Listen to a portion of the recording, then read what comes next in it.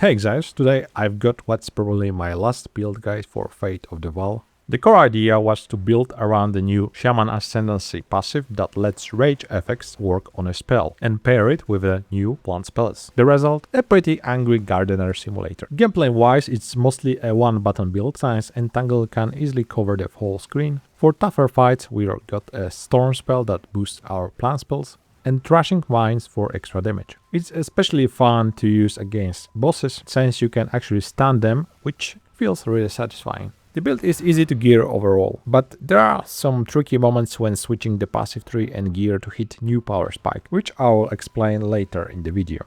During leveling process, the build can feel quite tanky if you keep upgrading your gear. The sustain is decent and damage is solid for such a niche setup. It's even possible to kill Uber Arbiter, but you'll need to know the mechanics. You can't just spam one button and tank everything. Leveling was surprisingly fun for such a weird combo. Endgame had some rough difficulty spikes that needed more investment, but in the end everything balanced out within my usual budget for the builds, so it should be achievable for an average Joe. The build linked below in the description includes a few loadouts for leveling, from basically trash gear all the way to a few hundreds divines version. The final one isn't that expensive considering how late we are in the league and how easy it is to farm divines now. But quick disclaimer, when judging the cost, keep in mind the current divine to omen ratio and other pricey league drops. Inflation hits divines or pretty hard, especially this league. And you're better off farming valuable items like Omens of Whittling, which go for around 60 to 70 divines each. Basically, 1000 divines now might be worth only 100 divines a few months ago, so don't panic when you see pretty high numbers in terms of divines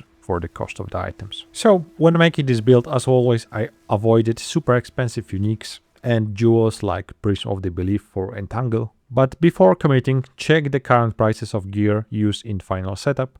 It will help you decide if it's worth building at this stage in the league. Also, don't focus too hard on exact stats rolls. A small difference like a few points of strength can spike the item price drastically. It's just how the market works, especially later in the league when supply runs low. The link to the passive tree and loadouts for leveling will be in the description. I'm using Path of Building to plan items and passives. You can also view those on sites like Power Ninja or Maxroll, but sometimes the trees show up corrupted due to site errors or updates. Path of Building itself should always work fine. Alright, let's go over the key passive that make this build unique and really work. So, Druidic Champion, this one lets you boost spell damage with Rage. And Furious Wellspring takes that even further, making Rage actually useful for spellcasters. Wisdom of the Magi is a great Fierce Ascendancy choice since it gives useful survivability stats, especially during leveling, when you will have access to runes. And Sacred Flow also works really well at the start, especially if you got the Thread of Light unique, which provides plenty of spell damage all the way up to level 85 or even more. Just be careful because you are not mitigating freezes or stuns through charms. Those can hit hard. The way Entangle works should reduce those risks once your damage is up, but it's still worth keeping in mind. And it might be something that you need to get used to. And a quick reminder, while leveling, I suggest using the loadouts option in the top right corner of the Path of Building. It automatically updates your item, skills and tree together. So all the way through early endgame, I was running pretty cheap uniques and keeping the skills setup simple.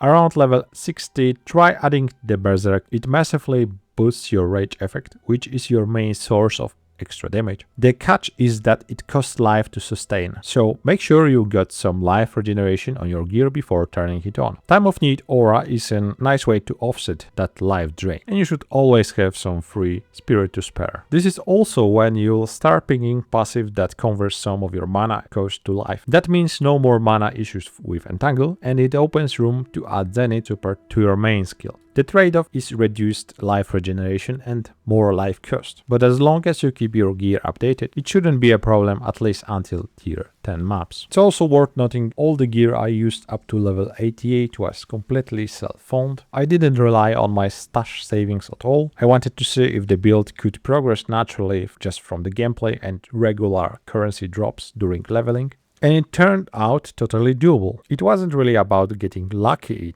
Omens and general league mechanics provide more than enough to found my gear.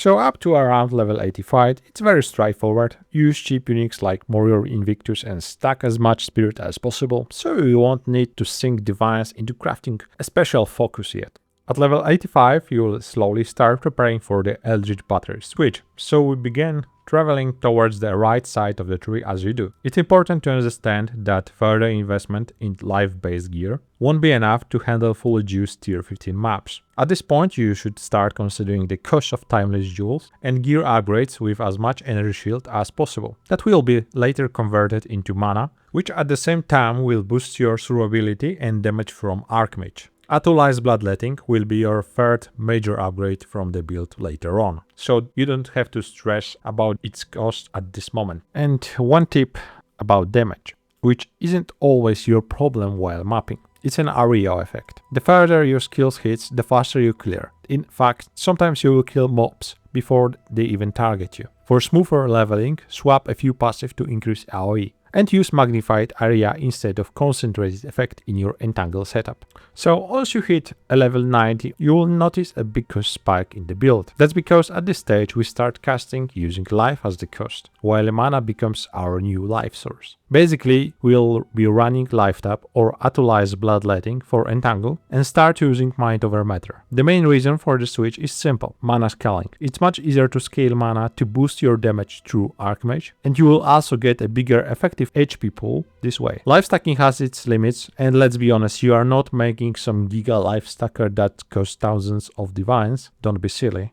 When switching to life cost setup, make sure to grab the right passives and pick up an Undying Hate Jewel, the Tech-Crit version. It can be pricey if you're just starting out, but remember, a single Omen of Whittling or Omen of Light costs way more these days, no matter what point in the league you are at. At this stage, you should be getting at least one of those anyway. To save some passive points, I'm also using the From Nothing Jewel, which lets you allocate a specific notable for free, and with that you basically get around plus 110 increased spell damage. Heart of the Well is mainly there to help with recovery. Sometimes it costs next to nothing, sometimes it's insanely expensive depending on the modifiers combo. I also use it to make an Archmage damage source lucky, which can be a nice consistency boost. By endgame you will see I'm mostly scaling lightning damage on a tree, and it's pretty easy to hit almost 5k mana without wiping out your entire stash saving. One thing worth pointing out, a Sacred Flow might not look that impressive at first, but it's super practical, even in an endgame. It lets you run nearly every aura you need without stressing about your gear cost. In other words, it gives you flexibility, so your items don't all need max spirit rolls and you can focus on getting other more useful stats. This way you avoid chasing those perfect everything items that can cost a fortune. This build was actually created quite a while ago. I just didn't have time to record the video right away, but overall the progression time should be about the same because of divine inflation. Omens skyrocketed in price lately and they are pretty easy to farm anyway.